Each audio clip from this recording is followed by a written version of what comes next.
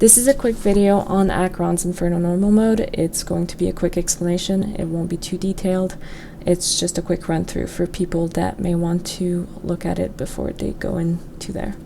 So in this hallway there's a bunch of mobs. You don't want to attack them right away. You want to let the tank go first and bring them to where he wants them to be. Once he grabs aggro of them, you can start attacking. And usually the tanks will tank in either this corner or the one on the other side. The reason for that is it's easier for them to see when the big mob goes underground so that they can block it in time. So that's the other corner they could bring it to. You just want to DPS it as quick as possible so you can move on to the first boss. Alright, so this is the first boss. The first boss does a lot of different attacks that will debuff your allies. So if you're a priest or a mystic, you want to try and cleanse. If you've got a mystic in your party, just remember you can pick up one of the orange motes to take the debuff off yourself. You want to try cleansing your tank first, and then focus on the DPS that should be behind the boss in a group so that it's easier to cleanse them. This boss gets a shield that he's getting right now.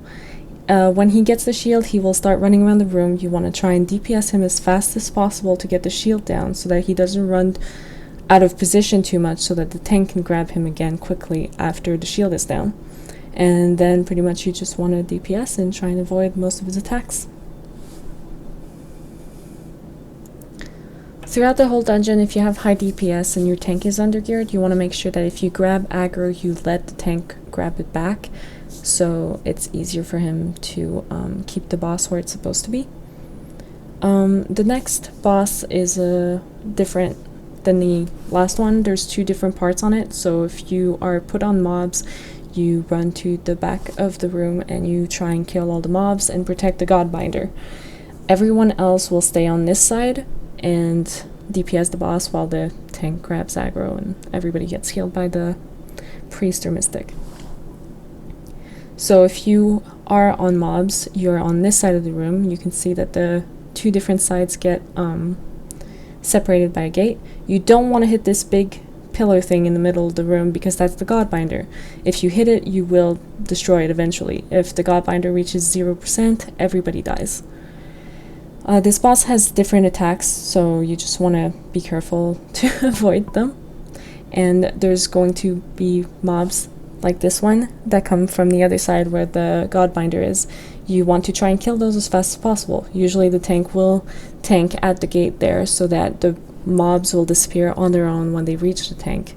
There's also a priest that I don't have in this video that will sleep all the party members around it. You want to kill that one as fast as possible, because if it sleeps both your healers, then there's no one to cleanse, and usually people die. So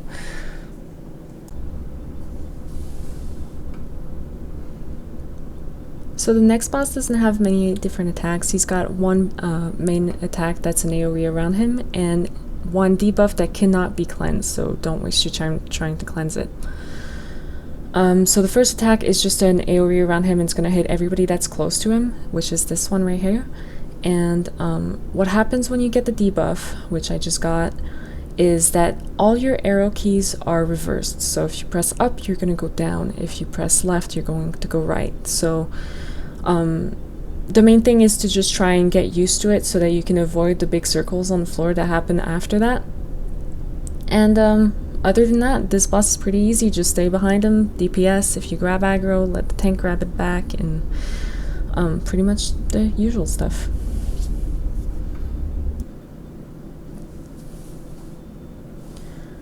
Alright, so after this boss is dead, you're going to go through a hallway that has fire shooting out of it. Just the fire comes out of the wall. You want to make sure to try and avoid it as much as possible. The healers should be helping you. So the fire comes out of these little statue things around the wall.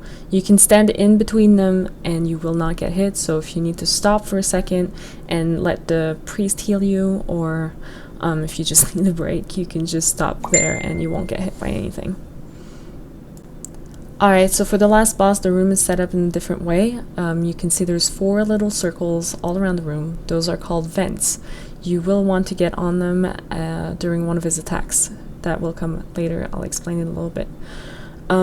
He does a few different attacks, like this one. You don't want to stand on the fire on the ground. It hurts a lot. When the pyrovores appear, you want to try and kill them before they reach a vent. If there's a pyrovore on the vent, you will not be able to avoid the attack the boss does. When they reach the vent, they're harder to kill, so you want to try and kill them before they reach the vent. He's got a series of different attacks that target the people that are furthest away. So that was one of them. He shoots fire in a cone in front of him, so you just want to try and avoid that.